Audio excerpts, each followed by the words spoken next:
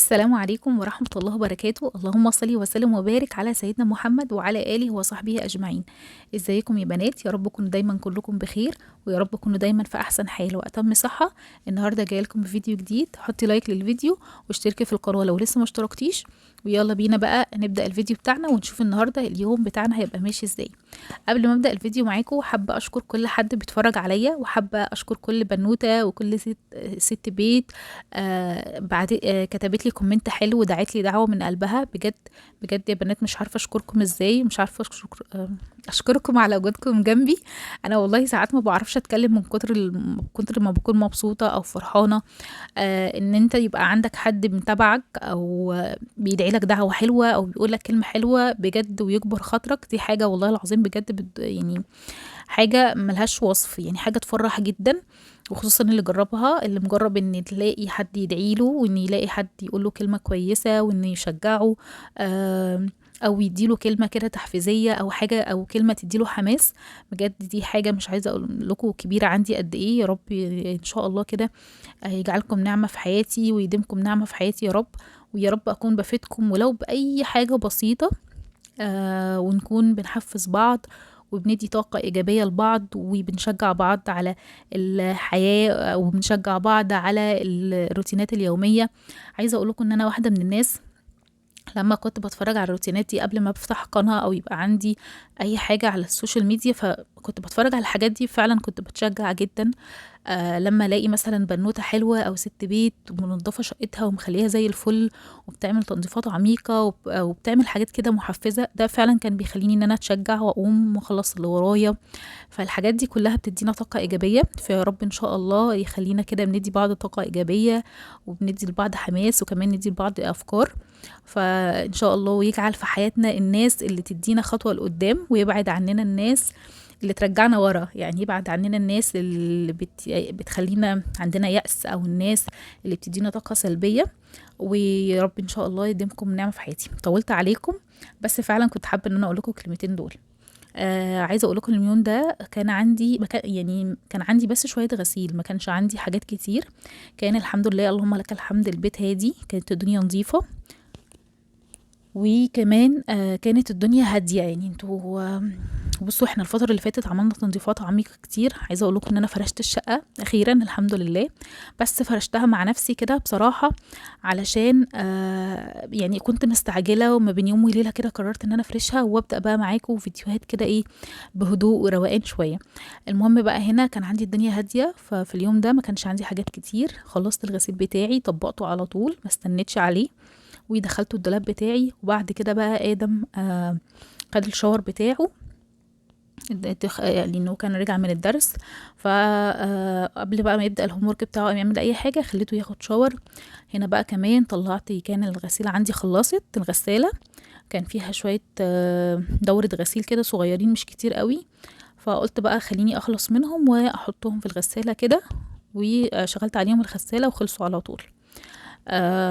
فقلت بقى اخلصهم على طول. تعالوا بقى نشوف ادم هيعمل ايه. بتعمل ايه يا ادم؟ بتعمل ايه؟ بصوا ادم بعد ما حميته، الاول اقول لهم باي يا ادم. باي. اعملوا لايك وكومنت. اعملوا لايك وكومنت واشتركوا في القناه. اشتركوا في القناة. بصوا ادم انا لسه محميه وكنت وريتكم الترنج اللي هيلبسه، بس هو لازم دايما كده يجي في اخر لحظه يغير رايه في اي حاجه. يعني موضوع الهدوم ده واختياره للحاجه اللي هيلبسها سواء هينزل او يقعد في البيت بيطلع عيني. المهم بقى دلوقتي هو استحمى وتمام، وشايفني بقى كنت بعمل في الشقه وكده. فبقى غاب شويه عني، بقوله بتعمل ايه؟ بيقول لي بروق في الاوضه. بصوا بقى بيروق في الاوضه. انت بتعمل ايه؟ تروق في الاوضه ازاي؟ تعالي شوفي الدرج عملت ايه في الدرج، وريني.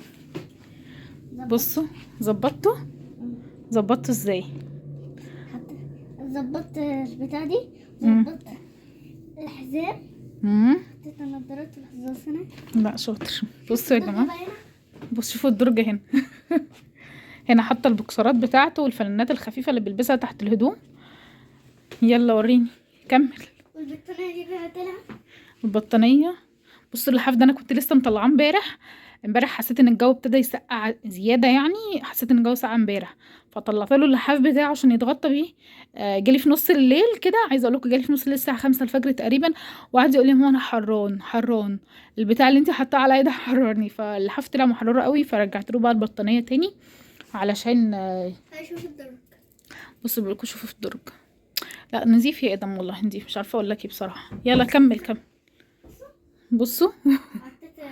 بص شاطر، يلا كمل. وانا بقى هنطبق ايوه البطانية. هتعرف تطبق البطانيه؟ طيب وريني. هو انت عامل شعرك ليه كده؟ عرفت تسرحها خالص رحت عامل كده. ماشي. طب ما تتنيها. بص اما عامل زي انت بتعمليها كده. ايوه اتنيها، عشان كده كده شويه وهتنقتني.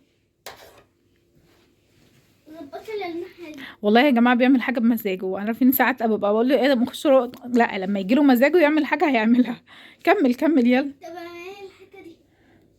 ظبطي. انهي حته دي؟ استنى، انا كنت لسه ادخل اصلا عشان ارتب الاوضه والم اللحاف تاني، عشان هو خلاص النور قطع على فكره. النور قطع يا بنات وانا بصور، لما النور يرجع هنكمل الفيديو ونشوف ادم عمل ايه. استنى يا جماعه عشان ادم هيكمل لكم هو بقى الفيديو، هو النور لسه راجع دلوقتي، ادم بقى قال هكمل انا الفيديو. يلا عشان نورك لما قطع دي جه قلت بقى نصور معاكم. دي خلاص السرير بس التاني اهو.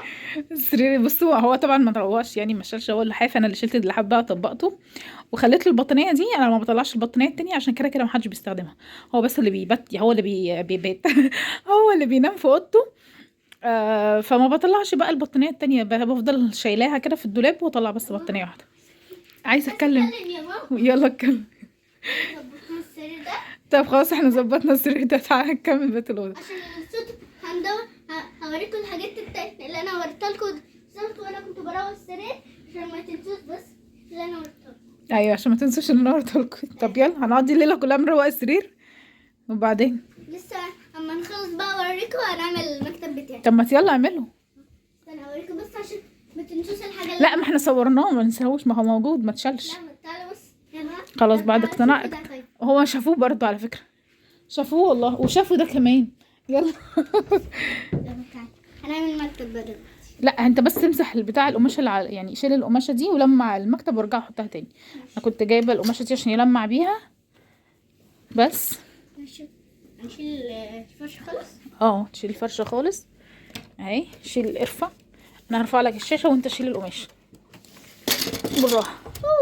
شيل البتاع دي يلا لمعها بقى مع بعض كده اللي احنا. لا قولهم تاني عشان انا ما كنتش بسجل. قول لهم ايه بقى؟ يا رب كنتوا فاكرين اللي انا قلت لكم من شويه كده. يعني فاكرين اللي هو عمله السريرين. بصوا المهم انا جبت له هنا بس بتاع عشان يلمع بيها اهو. يلا لمع بقى. هات بس دي، هات دي كده. قلنا مع بعض اللي احنا هنشيل الفرشه دي. هات بقى، هات امسكها لك. يلا هات يلا. يلا بقى نص مع بعض. مش لازم تقرب قوي كده، من بعيد شويه. يلا يا شباب، يلا يا بنات يلا شوفي، يلا يا بنات قولوا بقى دلوقتي. خلوا اولادكم لو عندكم اطفال كده في سن ادم خلوهم يتفرجوا ويقوموا يساعدوكوا، ويقولوا لهم يعني ان هم يقوموا يساعدوكوا كده حتى لو بحاجات بسيطه. عودهم ان هم يعملوا حاجات بنفسهم كده. مش لازم يعني عشان هم اولاد يقعدوا في البيت كده ما يعملوش اي حاجه ويفضلوا قاعدين ومأنتخين. تعالوا بصوا بقى، بس في نفس الوقت يبقوا مركزين في مذاكرتهم، اهم حاجه. يعني اهم حاجه مش اهم حاجه يعني. اهم حاجه ان احنا نروق ولا احنا نذاكر؟ يعني بالنسبه لك انت المهم ان انت تروق ولا المهم ان انت تذاكر؟ اروق اروق يا جدعان. لا بجد. اهم حاجه المذاكره عشان اطلع ظابط. المذاكره عشان يطلع ظابط. هو بيقول لكم اهم حاجه المذاكره عشان هو عايز يطلع ظابط.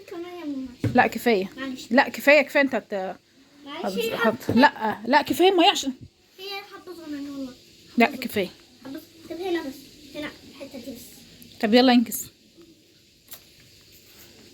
خلاص بس كفايه يا ادم، انت كده هتغرق ميه خالص. تعالوا بصوا بقى. بص هنا شايفين ادم بيقولوا شايفين لمعة فظيعة. مع فاصل. اما تحس اما الشعر تروق كده ويكون زي الفل بتحسوا براحة. بتحس براحه. اسمعوا كلام ادم يا جماعه، لازم تسمعوا بتحسوا براحه. يلا يلا افرش بقى المفرش، كفايه كده خلاص هي اتعملت. يلا افرش بقى المفرش اهو. عايزين اي قماشة، ما عايزين اي قماشة عشان القماشة ما تتبلش ويكون في مية ننشفها يعني. طب خلاص سيبها هي هتنشف لوحدها دلوقتي.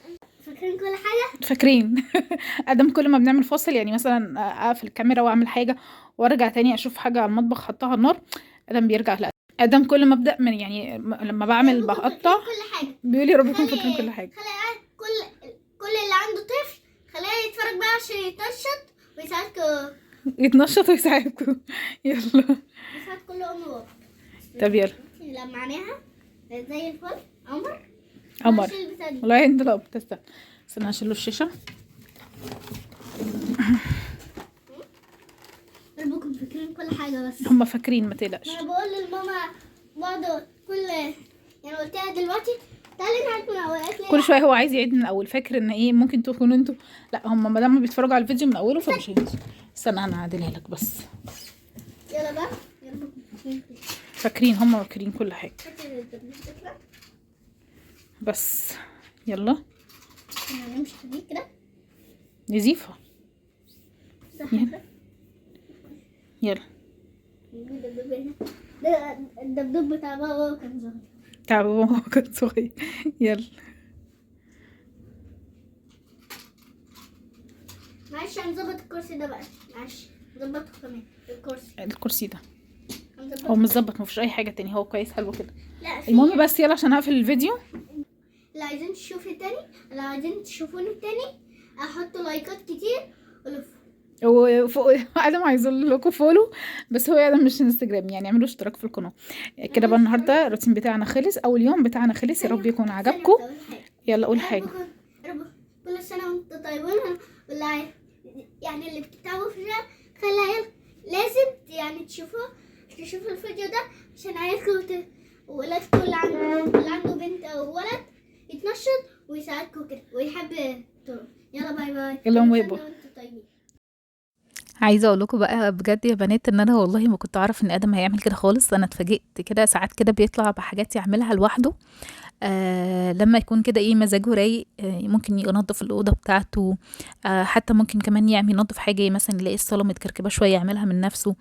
يعمل شويه حاجات لوحده كده من غير ما اطلب منه. فبجد لما تلاقوا اولادكم بتعمل كده حاولوا ان انتوا تشجعوهم، ومش شرط عشان هم ولاد ما يعملوش حاجه ويفضلوا قاعدين واحنا بس اللي نفضل واقفين ونخدمهم ونعمل لهم كل حاجه. طبعا هنعمل كل حاجه على عينينا وكل حاجه، بس لما بنعودهم على الروح المشاركه ولما نعودهم على ان هم يبقوا مسؤولين من حاجه. طبعا دي اوضته الغرفه بتاعته وسريره، فلازم يكون عنده مسؤوليه تجاه الحاجات اللي تخصه. فده مش عيب خالص عشان هم ولاد يتعودوا ان هم يقعدوا ما يعملوش حاجه. ربنا يا رب يخليكم اولادكم كلكم ويرزق كل مشتاق بالذريه الصالحه ويبارك لنا فيهم ويعيننا على تربيتهم ونشوفهم احسن ناس في الدنيا. المهم بقى انا هنا كنت خلاص بقى ايه احنا كنا خلصنا اليوم بتاعنا وتمام، بس كان فاضل العشاء. عايزه اقول لكم بس اليوم ده كنت تعبانه شويه وما كنتش قادره لان كنت خارجه بقى من تنظيفات زي ما انتوا عارفين وفرشت الشقه، فعلا ما كنتش قادره اعمل اي حاجه. ف يعني جوزي كلمني قال لي هنعمل نتعشى النهارده او يعتبر غدانا يعني، ان احنا بنتغدى متاخر شويه لحد ما جوزي بيرجع من الشغل. فقلت له بصراحه انا ما عملتش اكل، هات بقى ايه يعني في جزار كده انا بتعامل معاه حلو جدا، والجزار ده بيقعد لحد بالليل شويه. فالمهم جاب لنا منه سجق كده بلدي. عايزه اقول لك يا بنات تحفه بجد، في يعني حلو جدا وريحه الخلطه بتاعته رهيبه. المهم هنا بقى جبت السجق بتاعي وقطعته قطع صغيره زي ما انتوا شايفين. انا ما بحطش خالص اي دهون، ما بحطش سمنه وما بحطش زيت. كده كده السجق عامه بيكون فيه نسبه دهن، فانا بعتمد عليها في التسويه. فبس بديله صدمه، اسخن الطاسه بتاعتي كويس واديله صدمه كويسه وهو بقى بينزل الدهون اللي فيه، وهي بقى اللي بعتمد عليها في التسويه يعني. تمام. فهنا بقى كنت مقطعه بصل شرايح كده وطماطم وفلفل. كميه البصل دي مش كتيره ما تستغربوهاش، هي كده كده هتخس دلوقتي خالص وتختفي يعني هتبقى قليله. هنا بقى بحط بهارات. انا بس بحط شويه بهارات صغيرين، برغم ان التتبيله بتاعت السجق ده تحفه بصراحه، بس انا برضو بحط احتياطي كده، وبحط شويه ملح وخلاص. وكان عندي كيس صلصه برطمانات كده، رحت حطيته برضو وسبتها على النار بقى. ووطيت النار شويه لحد ما تستوي. هنا بقى كنت قطعت فتحت الفينو بتاعي جهزته. هو كان غدا كده بسيط، او يعني ممكن نقول عشاء بسيط كده. احنا بطبيعتنا بنتغدى متاخر شويه عشان بنحب ان احنا نتغدى مع بعض، انا وادم وابراهيم. فعقبال ما بيرجع من شغله وكده بيبقى الدنيا ليلت على اللي هو الساعه 7 8. فلو مثلا اتغدينا بدري عن كده ممكن نتعشى حاجه خفيفه. ولو بقى ايه يعني طولنا شويه في الغدا اتغدينا متاخر، بنقضيها بقى بعد الغدا فاكهة، شوية شاي مثلا، لو عاملة كيك، عاملة حاجة حلوة، الكلام ده فاهمني. المهم بقى هنا كان ابراهيم مستعجل اصلا وجاي من الشغل جعان، فكان واقف بقى اللي هو طب قولي لي اي حاجة اعملها معاكي عشان ننجز. فهنا بصراحة كانت الدنيا ايه اللي هو انجزتها بسرعة. عملت شوية سلطة طحينة، حطيت الطحينة وحطيت عليها شوية مية دافية وكمون و... وسن التوم بس كده، مطحون وحطاه في التلاجة و... وشوية كزبرة، شوية بقدونس اخضر. هنا بقى كانت السجق بتاعي استوى. انا فتحت عليه من الغطا بس علشان السوائل اللي هي نزلت منه تنشف شوية. وحطيت له بقى شوية بقدونس كده برضو قطعتهم على الوش. عايزة اقول لكم والله العظيم كانت ريحته تحفة، بجد ريحته تحفة. كانت ريحته حلوة قوي. هنا بقى كنا خلاص حطينا بقى ايه. ابراهيم ما كانش قادر يستنى، قال لي لا تعالي هنعمل السندوتشات واحنا قاعدين بناكل، يعني نعمل السندوتشات وناكل على طول. حطيت هنا بقى وعملنا السندوتشات. وبصراحة كان طعمه حلو جدا، هو بس كان ناقصه كده شوية كاتشب او شوية شيبسي بس، يعني اللهم لك الحمد كده كان غدانا. اتغدينا وانبسطنا. والحمد لله حمدنا ربنا. ربنا يا رب يديمكم نعم في حياتي. اشوفكم على خير.